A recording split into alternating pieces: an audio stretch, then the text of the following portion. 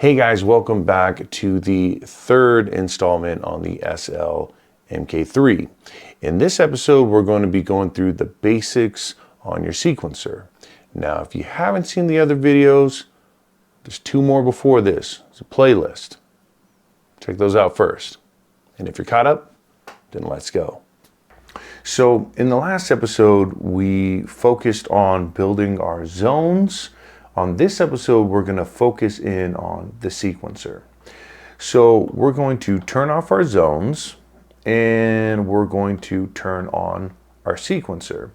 Now, if you noticed, our stop, play, record has been enabled, and this is getting us situated so we can start building on the board. Now, to get us started, the way that the sequencer is broken up into is each zone can contain patterns, and we can go up to 8 patterns per zone. And if you look, zone 1 is blue and it's running this way. Zone 2 is yellow, it's running this way. And if we toggle down, zone 3 is green, zone 4 is orange, and you can toggle all the way down. Okay, now each pattern is created up of a step sequence. Now let's toggle into steps. Now, each step sequence can have up to 16 steps per pattern. Now, what we're going to do is we're going to show the different ways of how you can build your steps and patterns onto the board. Zone 1, I have hooked up to the Midi X, and that's going to be just a simple drum kit. Zone 2 is hooked up to our Phantom, which is a simple synth. Zone 3 is hooked up to the Motif, which is more synth. And zone 4 is hooked up to the VST, which is another synth. Let's toggle back into zone 1. And there's a couple of ways you can add notes into the step sequencer. We're going to build a simple 4 on the floor, and if I press a pad down, I can toggle a key. That's going to be a kick, and let's add another kick, another kick, another kick. Now, if you notice, the pads that have notation on them are now lit up a little bit lighter than the rest of the pads. So we know we have notes on these 4 pads. Let's go ahead and press play. Okay, and then to add more notes, let's go ahead and add a clap onto this and a clap onto this one.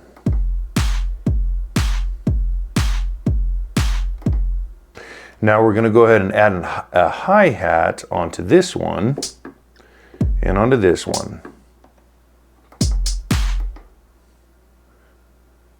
And you can duplicate steps on here by clicking duplicate, and you press the original, and let's paste it here, here, here. Let's duplicate. Let's go ahead and add a hat here. Let's duplicate this one, add it here, and this one, let's duplicate and add it here.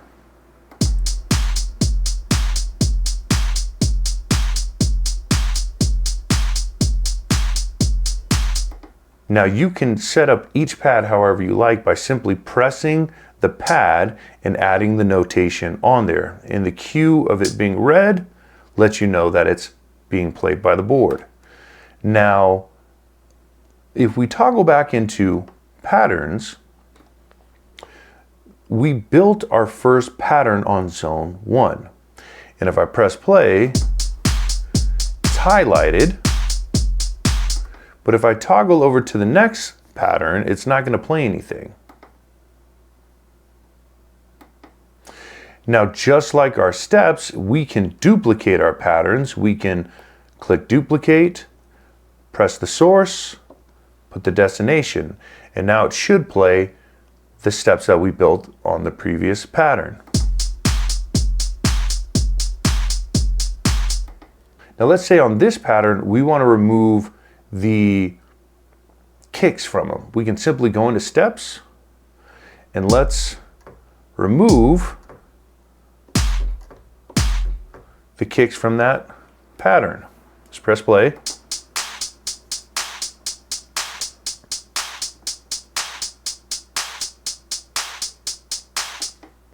Now we have two different variations. We have our first pattern with our kicks, our second pattern without our kicks.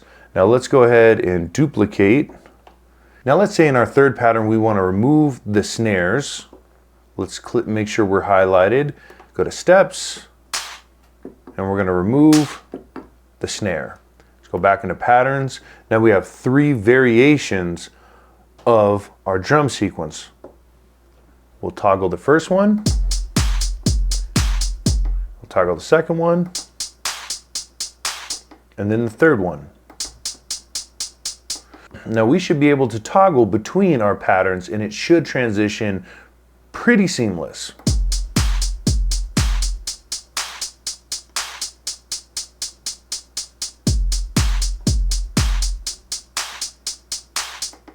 Now if you want to change the pacing of your sequencer, you can just click onto tempo, and it's going to give you your tempo right there, and you can also tap in your tempo. So let's press play.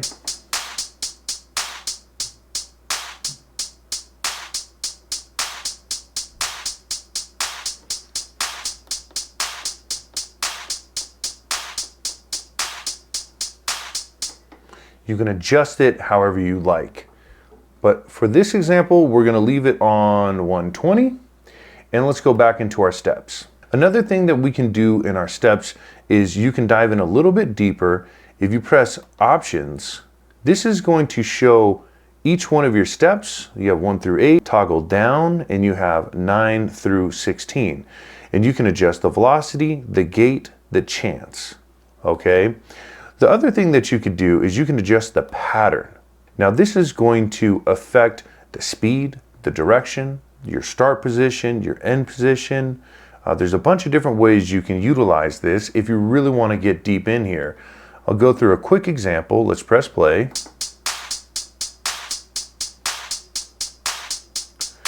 We can adjust our sync rate.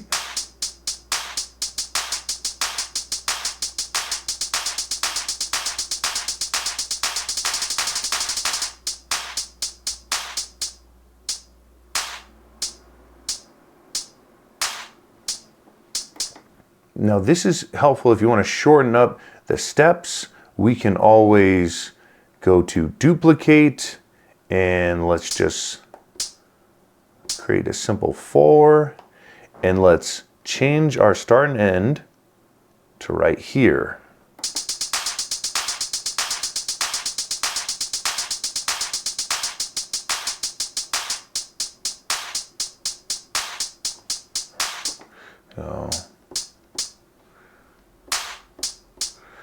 And we need a clap. So let's duplicate our clap and let's listen. And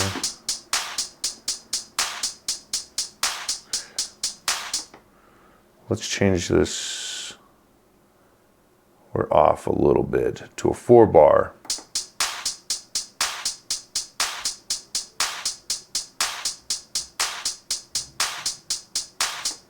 So we half the amount of steps onto our sequencer, but we essentially created the same tempo, okay?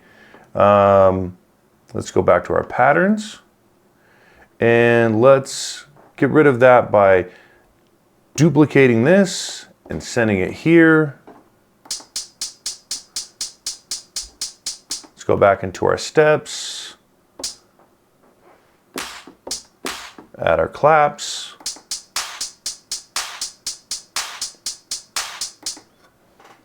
Basic adjustment on there. If you want to start fine tuning, just dive into your option settings. So on the next zone, let's add some notes.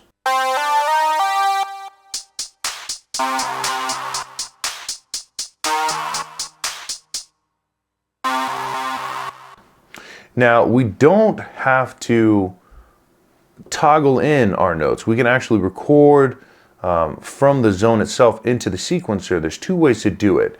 If you press Shift, Record, it'll say quantize off, press it again, quantize on. Okay, let's record in. See how it's brighter now?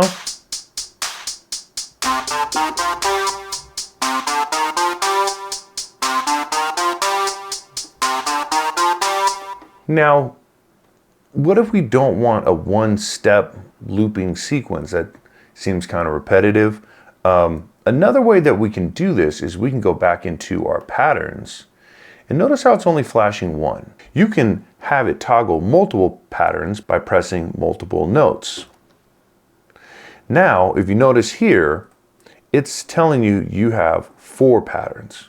Now, when I press play, it's going to play the first pattern and the second and the third and the fourth and then back to the first one. If you remember, we put notation on our first step, but we haven't done anything to the other patterns.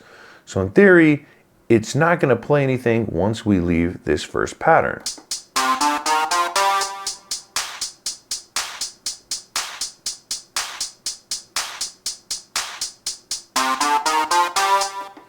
So what this allows you to do is you can record onto multiple patterns at a time.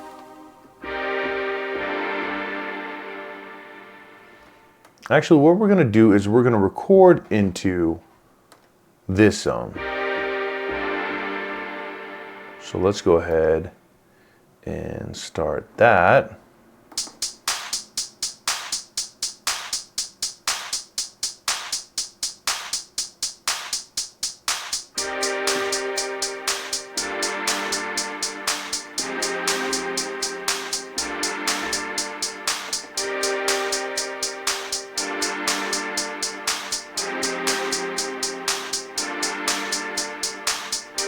Okay, so that worked. Now let's go back up and let's toggle our drums.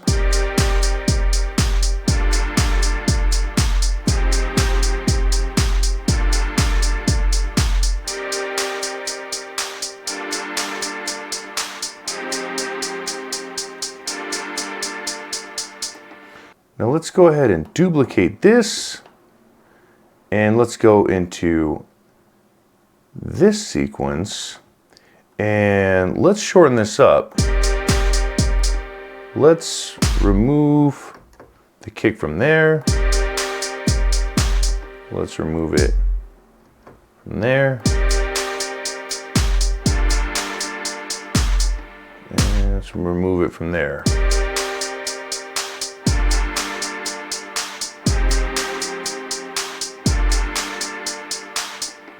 Now let's try to add something that's not quantized. So let's press Shift, record, and let's look here. We're still on a 4 pattern sequence, and let's toggle record so it's bright, and let's listen.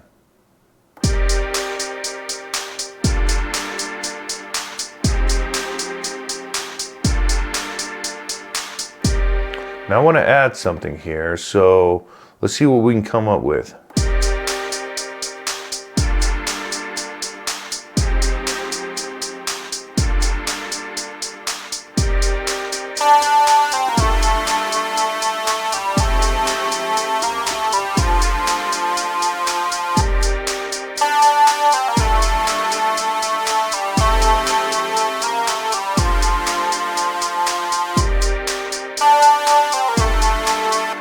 Super simple.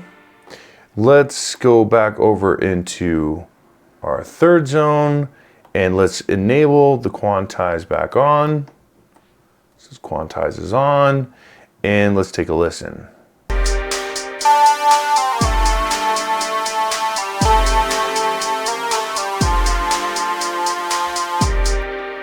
Okay.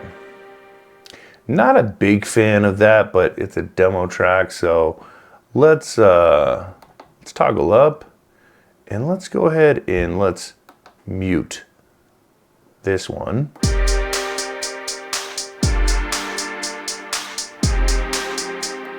Let's click record and let's go ahead and press play.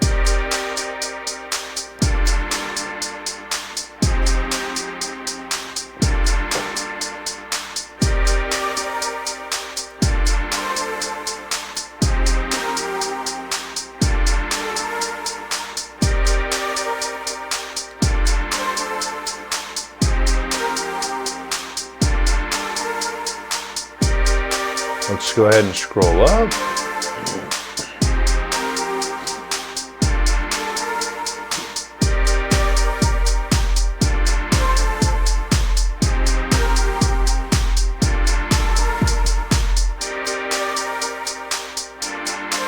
Something sounded a little off. Let's hear that again.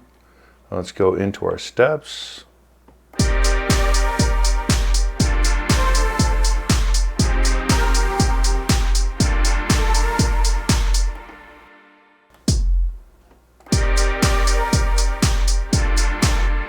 That's just my ear. Let's change it. Let's go soft again.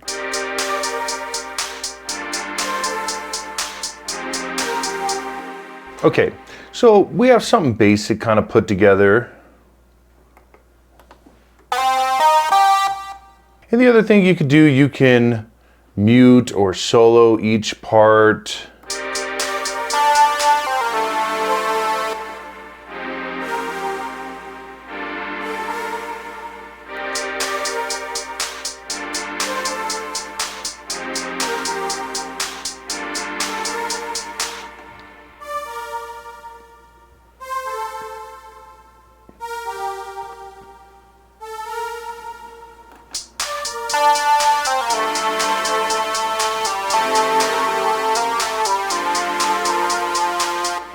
Another little bonus you could do is you can look at your patterns vertically by pressing Shift and Patterns, and now it groups all of those directly in your zones, okay? But your standard layout is going to go horizontally. Now that's just kind of a brief explanation of how you can put together your patterns and your steps on the board, but just take a little bit of time, explore. Hey guys, thanks for watching. Make sure to like, subscribe, and turn on that notification bell to stay up to date on all the latest episodes. And if you like this content, check out the rest of the channel and these videos. We'll see you on the next one.